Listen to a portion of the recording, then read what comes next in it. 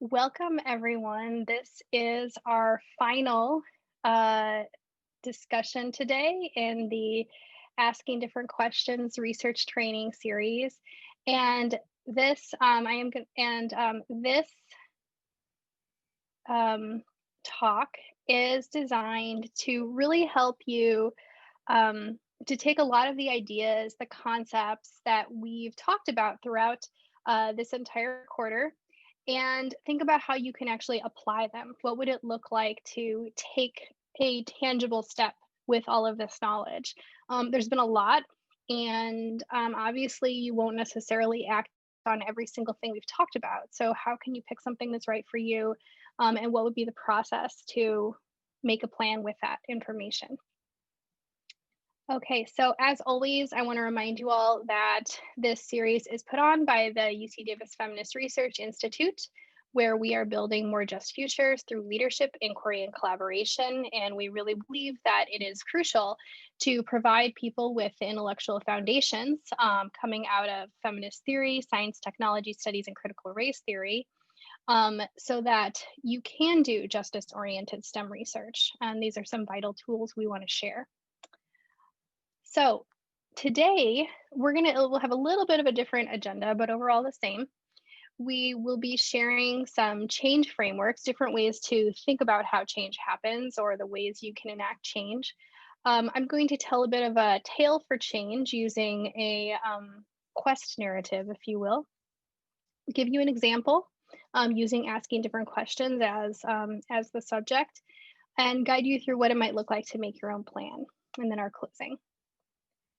Okay, so when we think about making change, one thing I think that can be overwhelming at first is to recognize that there's all these different layers of change that are needed, and it is only within our individual capacity maybe to enact real change on some of those levels. Obviously, we all have the power to create our own personal change and how we move and act.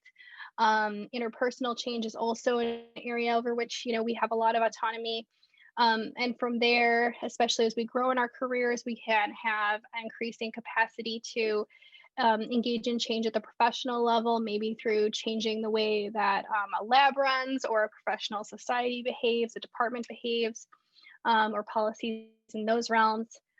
These last three levels, the cultural, institutional, and societal, are a lot harder to do on an individual or even on a small group basis. They do often require these larger mobilizations. And so, it's important to hold that. All these levels are often necessary, but they're something that do require building over time. Now, another kind of piece I wanted to throw out at you all to think about are to think about how change happens. So we have like layers of change, and then we have sort of different ways that change can happen. There's a lot of different models out there to talk about like how change happens, different theories of change. I chose this one, and I apologize if it's a little tricky to read. We're putting a link up in the chat where you can see a more thorough version of this explained. This is from Dismantling Racism. They have some really wonderful tools that I encourage y'all to check out. And I like this map because it shows like the ways things can work, but I'm also going to point out as they do a way that things often kind of loop back. And so in this model, we see sort of like a start what they call familiar dysfunction, this sort of, white dominant organization may, take part in tokenism, models of multiculturalism.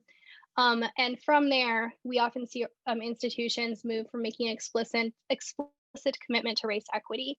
And we see many organizations doing that in this particular moment. So great, we're moving along in these stages. That's wonderful. And from here, organizations will often work to establish a shared language, shared framework. What do we really mean by equity? How are we going to do this? And some culture shift will begin to happen. And I like how they call this stage unfamiliar dysfunction. And so things still aren't going well, but it's movement and it's really uncomfortable. And so the combination of that leads to this uncomfortable feeling in many individuals in the institution as a whole, this feeling of frustration, this feeling like I'm going to do something wrong, I'm going to say the wrong thing. There's a desire for clarity, like just tell me what to do. Can we just solve this? And that's not really, I mean, that's not a conclusion. And so we see what can emerge from that is, if through that process people can be honest, with each other, you can develop a relational trust, and trust in each other. From that, you can have, a more explicit conversation about equity that leads to clearer goals that are working at these different levels of intervention, that ultimately can lead to more equitable practice. What dismantling racism points out, and I think we can all probably, see if we, look closely, is the way that that not knowing stage can sometimes lead to a looping back to familiar dysfunction. So instead of necessarily taking us in a better direction, we're often not able to sort of like stay with that discomfort with each other, or it might not be, the environment might not actually allow that. And so instead, it just sort of loops back to some different, slightly different version of status quo. So I point that out just to say that sometimes, cycles are moving us somewhere, and sometimes they're actually kind of looping us back. And I think that's just important to keep in mind as, in what I'm going to say next. Because of that, when I as we think about what kind of change we want to make, I encourage people for the first step to not necessarily be like identifying the problems, because that's usually, what are the problems? Let's solve them. Instead, think about like where you want to go. If we think of this as like a story, I'm going to use like sort of storytelling tropes here, like vision quests or fairy tales. Um, what is what would the utopia look like? What would the happily ever after look like? Or what is sort of like the I don't want to say like prize, but sort of like, what would the end of the journey look like? This can be grounded and practical. It could be like, I just want everyone in my lab to feel like welcome and like they really belong there. Or it can be really visionary and idealistic. Like you want, some sort of like large institutional change, or, you want your field to, fully reckon with, its roots in eugenics. I don't know. Um, and whatever that is, whatever that vision is, um, you want to spend time with it. And because this will be your compass, that will be guiding your further action. This is something that you can do that can help prevent that looping back into the familiar, but ultimately like the harmful. Some really great. We could do, honestly, a whole workshop just on this, and it's very worthwhile to do so. Dr. Vora, my co-PI, and one of our ADQ facilitators, Maya Cruz, love to do manifesto writing, sort of like let go of restriction, just sort of like write a manifesto of what you want, as a really empowering way to start doing this. But whatever way, shape, or form, try and think about your vision. Now, once you have that, then I encourage you to turn to problems. So if you're on your quest, what are going to be like the dragons and demons that you're going to encounter? What are the challenges? Be as specific as you can. Think about them, just as like, the hero would want to know what sort of, I don't know, potions or swords they need to encounter this demon, or maybe if we're going to be, or dragon, maybe if we're going to be, take a different mode, what sort of, pacifying, like, maybe the dragon just actually like, needs another dragon. You're going to get another dragon to bring to them, and they'll be happy together. Whatever it is, in any case, think about the problem and be able to say why it's a problem, and don't be afraid to think about the problem underneath the problem, because oftentimes there's like another layer to get at whatever is on the surface. So your vision, the challenges and the problems, and the next thing we want to do is to make a plan and gather people around us and get the resources that we need. In other words, if this was the story, this is the time when, you're getting your travel companions. Dorothy's getting the scarecrow and the Tin Man, or the lion. People are gathering everything you need to go on that journey. So you know what your goal. You set a goal with that team. You think about what else you will need. You think about what steps you need to take. even if it's just the first few steps. It's great if you can see the whole vision, but sometimes you can't. Sometimes it's like you just know, okay, I'm going to go here first and see what happens. And then I'm going to go here, and together we'll see what happens. So you have your goals, you have your plan, and then you begin your journey. And you go out in this process, you want to make sure that you are staying accountable. You want to watch to see how you can pick up allies along the way, pick up new tools, and be constantly in a process of reflecting and evaluating where you're moving, where you're going. If you get sidetracked, remember what that vision is and say, okay, how can I reorient on that vision? And I'll also add that it's okay if you have to back up a few steps in this process. I think of one of the graduate students in their Asking Different Questions seminar last year with Dr. Vora. She wanted to create a lab manual to create more transparency about the practices, just particularly for the lab members that were less familiar with academic culture.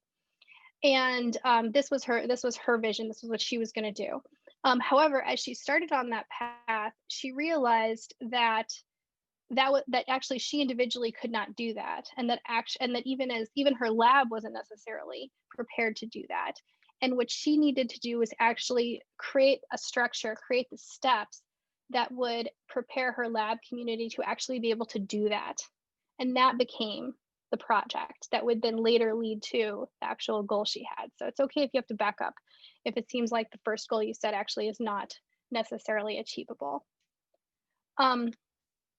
So before I move on to kind of walking you through an example of this, I'm going to invite all of us to encourage each other's envisionings by creating a collective vision. You're going to see a link that Maya Cruz is going to put up in the chat, and it will link you to a web page where you can write in what I think 3 to 4 words of what your vision for change is. And I encourage you to don't put full sentences, just put like words. This is going to create like a collective word cloud. And so, we want people's words to match up. So try and keep it to, 1 word, or if needed, just, short, like just 2-word phrases or whatnot. And we're going to come back to this later in the presentation. So you have some time to think about it, get your words down. And as you do that, I'm going to keep moving on in the presentation. Okay, so now I'm going to kind of, what I'm going to do now is I'm going to do a pretty, I'm going to do a sort of storytelling version of the story of Asking Different Questions. And as I do that, I'm going to put up a sort of like translated version of what, we actually have done.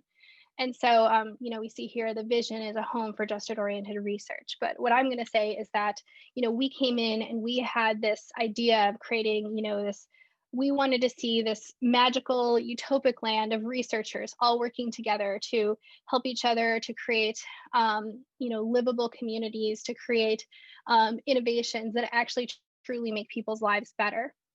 However, as we were doing so, we discovered that there were evil spells cast upon the land.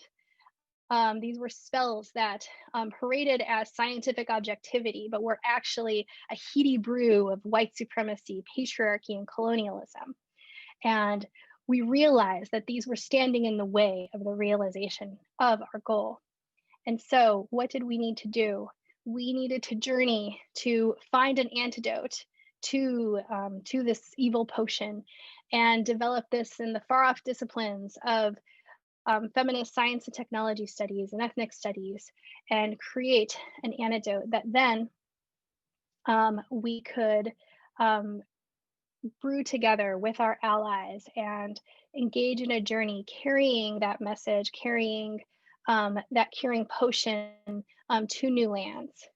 And as we move along, we were delighted to find that there were actually other underground movements and strongholds, and we were able to build allyships and create create even more stronger potions and creatures that are helping us to distribute this throughout. Um, so thank you for bearing with me in that really cheesy storytelling. I clearly need to work with some fiction writers to help me with my story arc. But what you'll see that I put along with this is a really true representation of what we've done. We did start out the Feminist Research Institute with a vision.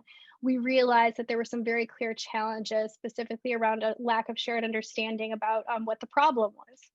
And so we created this training series to help people understand what we see as more of the nature of some of the challenges, and now look to evaluate that, understand, what's possible when we do have a shared understanding in terms of bringing about more just research, because we truly believe something is more possible when we create these connections. Okay, so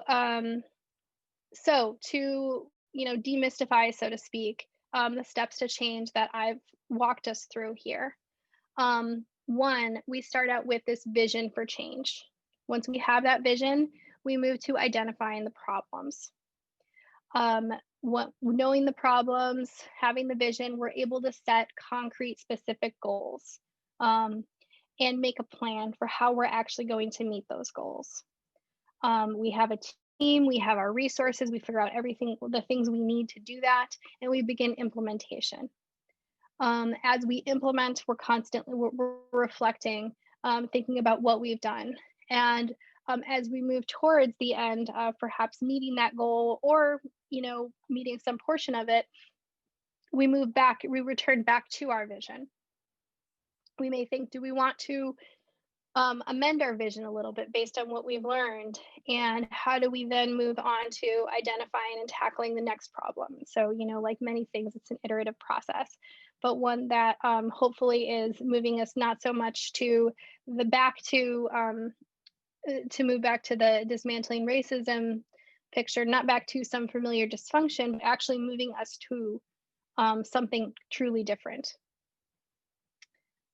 And I will add that, that this is hard work. And as you're doing this, know and I encourage you to hold that you are not alone, and that it is absolutely crucial to seek allies. Find people in your discipline, in this space that share your values, that share your orientation. Build solidarity between them. And this can look like a lot of things. It can look like continued conversation. It can look like when you're at a conference and someone says something that you agree with, but that may be a bit of a risk or challenging. It's standing up and agreeing with them. It may look like it's another great example of what this can look like is some academics have been attacked on Twitter for particular stances that they take. And many of their fellow academics and supporters will rally around them to, instead of letting people silence them, which is often the goal of online harassment, people will work to actually amplify the message. And so there are these really, really tangible things that you can do to stand in solidarity. And again, we could do a whole workshop just brainstorming and talking about what this can look like. It can also look like practicing mutual aid, supporting each other in ways that perhaps our institutions are not currently. And making sure that people's basic needs are being met. This can be particularly true for those within the academic structure who perhaps do not have incomes that are enabling their basic needs to be met. We also encourage you to engage in collective organizing. This is increasingly important as you try and work up the levels of intervention. And through all of this, it's incredibly helpful to have people to which you're being accountable other than yourself, to have people that you're checking in with, talking about these plans that you're having, to see that if you're being, help you to be true to your vision, help you to see if you're following through on what you want to do. Okay, so now I am going to, I hope everyone's had a chance to put in your words, and I'm going to share what we have created apologize if it's a little hard to read, but we can see that words like equity, community, acceptance are really big, belonging, respect, collaborative, environmental justice, collective, and some really awesome, words I see around the edges as well. Healing, funding, active compassion, um, shared values. So I think this is really exciting. We can see this, and hopefully, knowing that you're in a Zoom room with all sorts of people that are sharing, that have a sort of shared vision with some shared values there, can help you and to think about what your vision could look like going forward. So now I just want to quickly, review how to make your own plan. One, start off with writing that vision. Write your happily ever after. Two, identify the problems. What are the dragons? What are the challenges? Three, get your team together. Set a goal. Make a plan. Know what you need. Find the ways to get what you need. Getting what you need might actually be the first part of the plan. Four, begin that journey. Take action, reflect, revise, and move on. Okay, and I should add too, when you're starting out, like for example, with asking different questions, scholars will be having a discussion about this right afterward. And if you're having discussions with your research communities, to begin with, you may only do step one. Like this isn't a plan that necessarily happens in one meeting. It's a plan that likely will take more time, that will evolve over time, because oftentimes we need to let things set the visions, and like kind of sit with it for a bit before moving on to identify the problems, and sit with that before moving on to creating the plan. So give yourself some time. Okay, so things that I hope you take away from this, along with hopefully the capacity to be able to make a plan, is one, understanding that applying these tools is hard. Everything we're talking about is not easy. There's an entire like status quo system that is set up against most of this work. But that having a vision can help to keep us motivated. Like knowing what you're working towards is so much more helpful oftentimes than just reacting to the problems. Two, it's really important to be systematic, critical, and reflective. Remember, there's always more to learn. Another way of saying this is like be humble. And be open to what you are learning and hearing from others along the way. And in that spirit, do move in solidarity with each other, support each other along the way, again, because this is hard. And the more that we help each other, the more it's going to do to actually build up what we're trying to create. Okay, so I want to thank you all for joining us both today and for as much of this series as you've been able to. Now, as you know, or you may remember, this is part of a research project funded by the National Science Foundation, and we would love to hear what you think of it. This will help us both to evaluate the program and revise it going forward, and to give us some solid research data to publish and learn, so that others can learn about the work we're doing and we can understand its efficacy. Some of you may also be wondering what's next. I hope that you all have your own nexts within your own research practices. I also, as we said, graduate students can look for that graduate seminar happening winter quarter. I do also plan to have some version of this returning in spring quarter. And so if you're on the Feminist Research Institute mailing list, you will receive notification for that. So please join that list or follow us on Twitter. And finally, if you have specific ideas or ways that you want to connect with us or partner, we very much welcome that. Or you want to just tell us very specifically things that you want us to hear or ideas that you have, please reach out. Our email is up there. We'd love to hear from you. We have ideas of what could be next steps in terms of customizing for particular disciplines, like doing direct partnerships with fields or departments or individuals.